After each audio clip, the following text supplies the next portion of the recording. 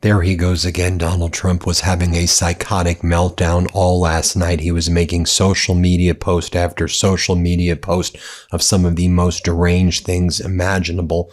Donald Trump got word last night that the Senate parliamentarian was striking or preventing the United States Senate for allowing $1 billion in taxpayer money to be snuck into a reconciliation bill for Donald Trump's Golden Ballroom. He was absolutely livid about that. And also there were major protests breaking out in Selma. I want to give a hat tip to everybody who showed up. Take a look right here. Thousands marching in Selma, calling for a full restoration of the Voting Rights Act, as Donald Trump and his right-wing extremist fascist Supreme Court has gutted the Voting Rights Act. They thought they were going to take away the power from we the people, that they were going to make us not motivated. No, people were showing up and protesting this despicable regime, demanding their impeachment. Here's what Donald Trump was posting all last night.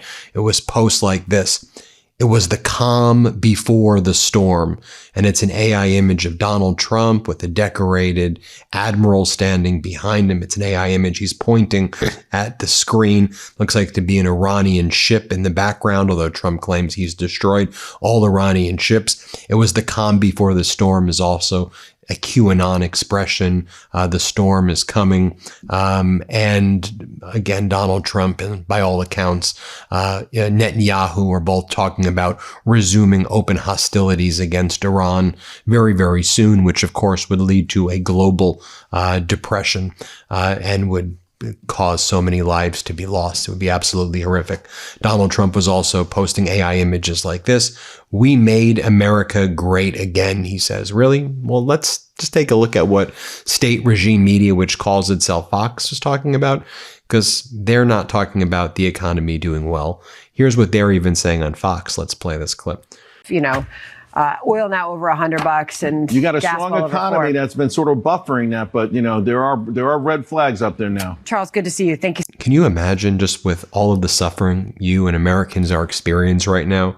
He posts golden images and says, "We made America great again," as though people are thriving right now. I mean, Donald Trump may be thriving. We got his financials through his Office of Government Ethics stock trading account from January 2025 through April of 2026.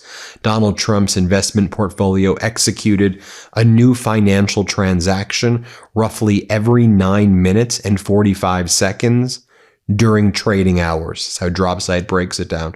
And this is the Financial Times analysis as well. It was 3,800 stock trades in the first quarter alone. So one trade, usually of a multi-million-dollar value, every 9 minutes and 45 seconds. And Donald Trump was trading stocks of companies that he does business with, whether it's Apple or Palantir or Microsoft, or you go down the list of companies that he's trading. Boeing, the conflicts of interest are so utterly egregious. And while Donald Trump's out there making social media posts and memes of him as Space Force. Look at this image. What are you even posting? You literally look like an absolute psycho, because you are. And he's posting Space Force, and it's some weird meme of himself, some weird photo of him next to Xi Jinping, and Donald Trump writes, "President Trump gets younger." Another weird image of Donald Trump looking like he's in a daze. He has no clue where to go as a Chinese chaperone tells him how to walk in a straight line. Like, that's what you're posting right now. Oh, by the way, did you see this video that surfaced right here? You can see Xi Jinping gave Donald Trump intentionally a chair that had like a very low cushion on it so that Donald Trump would like fall into the seat, and Xi Jinping gave himself a chair that was more solid where he would perch above Donald Trump. I'm showing you the B-roll right here so you can see how kind of awkward and uncomfortable Donald looked. In every respect, Donald Trump got absolutely played by Xi Jinping.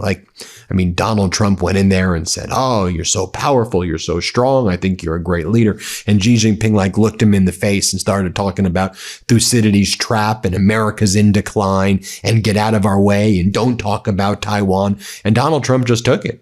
And ever since Donald Trump came back to the United States, he's like, why would we help Taiwan? They're 9,500 miles away. Why would we help this one? I mean, I've never seen someone more weak and pathetic than Donald Trump, but he's been weak and pathetic. He's been a loser his entire life. He's bankrupted entity after entity. He's a lifelong loser. He's just a bully and a con artist who tricks people into believing he's tough when he's not. He's a freaking loser.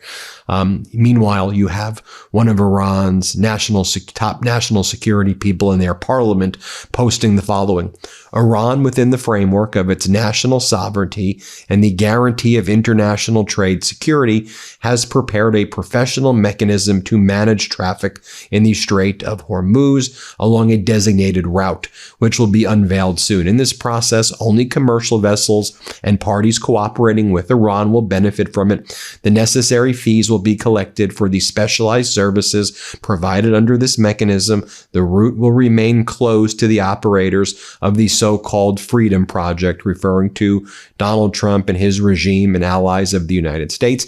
MB Ghalibaf, Iran's parliament leader, posted the following: the world stands at the cusp of a new order. As President Xi said, the transformation unseen in a century is accelerating across the globe. And I emphasize that the Iranian nation's 70-day resistance has accelerated this transformation.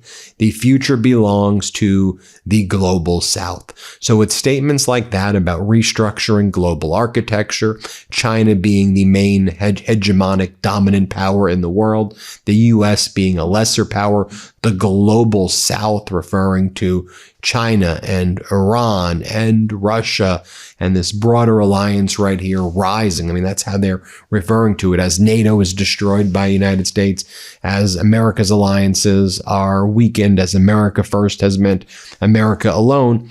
Donald Trump was posting this as part of his psychotic meltdown last night. The reflecting pool between the Lincoln Memorial and the Washington Monument, approximately 2,030 feet, versus the tallest building in the USA.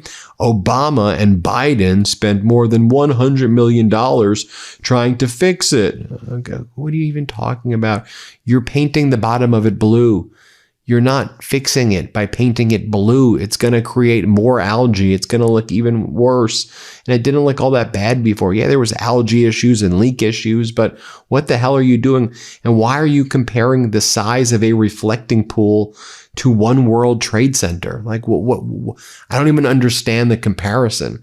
What are you going to next? You're going to compare the size of an ocean to the size of a mountain? Just because? What are you doing? Don't you have other things to think about than doing this? I just genuinely don't understand what the hell you're doing. And meanwhile, state regime media, which calls itself Fox, has one of their warmonger hosts, Jesse Waters, and he was there pushing for war and saying that he's got super secret information that the war is going to be coming very, very soon. Here, play this clip. The New York Times is reporting our military is preparing for another round of attacks, this time more aggressive. The attacks can come as early as Monday. Additional Iranian military targets are on the table. That includes infrastructure. The president's still reportedly considering a special operations raid to pull out the nuclear dust and possibly a ground assault on Karg Island. I'll just show you a short clip of the latest Iran Lego video. Maybe I'll do a longer video on this, but this is how Iran is treating Marco Rubio now, the sycophantic, weak and pathetic Secretary of State. Let's play a short clip of that for you. Let's play it. Little Marco, bark for your master. Netanyahu's good dog, tail wagging faster. Marco. Whole government is an Epstein regime. You just a pedo protector. Marco. You bark on cue. Trump says jump, you ask how high balls who. Used to diss Trump hard, called him a con and a liar. Flip flopper, now you kiss the ring and call it empire. 2016, you said the man ain't fit, now you carry his bag. That's it. Trump keeps you close enough to use, far enough he never lose. You see it yet? Secretary of State, but they kick you off the call. Bro finds out from CNN like the rest of y'all. You looked America dead in the face. Promised oversight, promised grace, but Epstein's files stay sealed. The donors stay in place. Funny how that worked, taking U.S. tax dollars just to fund the genocide. Lobby checks inside your pocket, you can't run and hide. Whole planet hating BB for the slaughter in the graves, while he bragging how he's bagging what the U.S. workers say. Ka-ching! Little Marco. Bark for your master. Woof, woof. Netanyahu's good dog. And then we heard from Professor Morandi. Professor Morandi is an advisor to Iran's nuclear negotiating team. He traveled with Iran's team when there was negotiations a month or so ago. And here he threatens overwhelming retaliation against the United States if the United States goes and escalates open hostilities against Iran. Again, here, play this clip. I think the Iranians have made it pretty clear that their response will be very harsh. It will be more decisive than even the 39-day war or the 39-day hot war, the first phase of this current war, because the war is ongoing. We have siege warfare, of course, that Trump has also initiated and is carrying out. So the Iranians will hit very hard. And if you want to know the perspective of Iran about Donald Trump's trip to China, Professor Morandi travels with all the top Iranian officials. He's a top professor there. He speaks really good English. Here's how he describes it. Here, play this clip. If they'd only monitor the Iranian foreign minister's trip to China a few days before the summit, and they'd seen the body language, the statements made by the Iranians and the Chinese, as well as Chinese media reactions and social media reactions to that visit, I think they would have, through that alone, recognized that their requests were not going to achieve any results. But in any case, I think it's probably even worse than I had anticipated, not on the Iran front, but in general, the trip achieved nothing. And then I've been following the people who have been calling C-SPAN on the Republican line 3-time Trump voters who are done with him. Listen to this call by a C-SPAN caller from Honolulu, Hawaii, a 3-time Trump voter. This is how most people who voted for Trump feel right now. Here, play this clip. Let's go to Thomas now, calling all the way in from Honolulu, Hawaii, on the Republican line. Good morning, Thomas. You're on with us. Yes, sir. Good morning. A national thought and then a local one. It's hard for me to say this, but I think if I can open up about it in public, that it might help others. I wanted to believe Trump was the real deal for a long time, even though I had doubts because I knew enough about his business history to think otherwise. But now I regret my support for him, and I should have known better. He's making it plain as day. He's a con man, a liar, doesn't keep his promises. He's in office all for himself, and he doesn't even try to hide his corruption anymore. So unless you get all your information from what I call the right-wing propaganda for profit, disinformation, media, industrial complex, he's the worst president we've ever had, and he's the most corrupt president we've ever had. I know that's hard. It took me a while to be able to say that. Very difficult when you commit yourself to believing in somebody. Thomas, if you don't mind me interjecting, did you vote for Trump all 3 times in 2016, 2020, 2024? I'm sorry, I missed that. Say that again, please. Did you vote for President Trump all 3 times that he's run? Yes. I wanted to vote. I considered a third party, and I considered even a Democrat, but I did, in the end, vote for him. And what do you feel? That's really interesting. What do you feel, or what was the straw that broke the camel's back this time around? Was it the war? Is it something else? I don't think it's one thing. It's been a cumulative process. And it's gotten so blatant now, and he's just literally the things he's going to lower prices on day one. He was going to do this on day one. Only he could fix all this stuff. And now I understand how somebody like Adolf Hitler was able to brainwash millions of people. I never thought I'd see that again in my lifetime, but it's happened, right?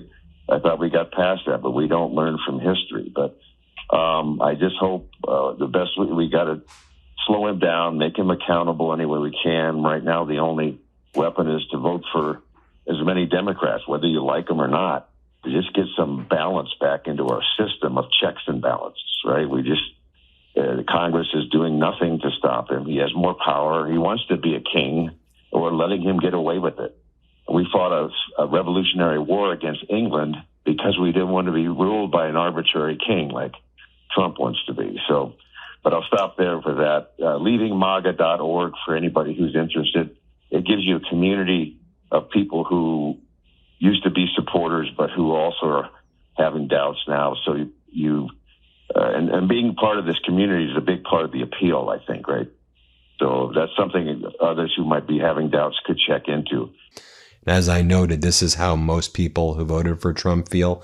Here's how they're talking about it on InfoWars, which is Alex Jones, far right wing. These people used to be Trump sycophants. Watch what they say about Trump here, very mockingly here. Play it. Look, all I know is in 2024, I voted for two things, all right? I voted to go to war with Iran and to build a ballroom, okay? And as long as Trump can get those two things done, I mean, nothing else matters, I'm pretty sure. I know I speak for all of us, Trump supporters, when I said in 2024, we were promised two distinct things. We were promised war with Iran, that we'd lose. We wanted to lose a war with Iran, and we wanted to build a ballroom. And those are the only things that matter, folks. Other than that, deportations, who cares? Am I right? Getting rid of the welfare state and the hundreds of billions of dollars that are stolen from us. Small potatoes. We want a ballroom, Trump. We want a ballroom, and we want it now. And we want it to be big and magnificent. Okay? We want it golden. All right? This is what we care about. As Americans, we want to see gold-plated ballrooms for you to have parties in. Okay? The rest of us can suffer and die. Thank you very much. We want that ballroom. We want to expand FISA. Absolutely. We definitely want to drop the investigation into John Brennan, get that out. We don't want him punished for anything ever. We want the ballroom, and we want to lose a war to Iran. And by golly, Trump is delivering. Is he not? I mean, that's just, I don't think it's just me. I think we're all on that same page, right? Aren't we? Aren't we all on that page that all we really want was to have the Epstein class protected from any consequences for their actions. We want the truth about the Epstein files to be buried completely. We want a big ass ballroom for Trump to have a party in. Okay? That's all we want. And this is sort of the thing, I guess you could say. I guess you could say this is what you might call the thing about all of this. It ain't just Trump. It is the Republican Party. It's inexplicable what they're deciding to focus their energy on and spend their time doing. There's not one thing I can point to that could even accidentally benefit the American people. Trump and the Republicans are just doubling down and hitting hyperspeed in their drive to do everything that we elected them not to do everything that our enemies want them to do. It is truly absurd. Thank you for your support at theellisfieldstore.com. And also you have other Iranian accounts just mocking Donald Trump. They're posting the image of Donald Trump's golden statue of himself at his Doral golf club. And then they're showing Saddam Hussein, the golden statues of Saddam Hussein in Iraq. And Iran social media accounts go, two images of a devil. Saddam Hussein, so damn insane is what they refer to Donald Trump as. You have Saddam Hussein and so damn insane. And then in response to all of Donald Trump's social media posts, the Iran social media accounts go blah, blah, blah, bullshit, bullshit, blah, blah, blah, lie, bullshit, blah, blah, blah, blah, blah, lie, bullshit, lie, blah, blah, blah, blah, blah. That is what Iran thinks of the United States. You saw what China thinks of the United States. You see what the whole world thinks of the United States. I'll do a video in about 90 minutes about how world leaders are giving the United States an ultimatum right now, as the United States has never looked weaker. But I'll leave that for the video coming up. In the meantime, hit subscribe. Let's get to 7 million subscribers. Thanks for watching, everyone. We appreciate you all so much. Want to stay plugged in? Become a subscriber to our Substack at MeidasPlus.com. You'll get daily recaps from Ron Filipkowski, ad-free episodes of our podcast, and more exclusive content only available at MeidasPlus.com.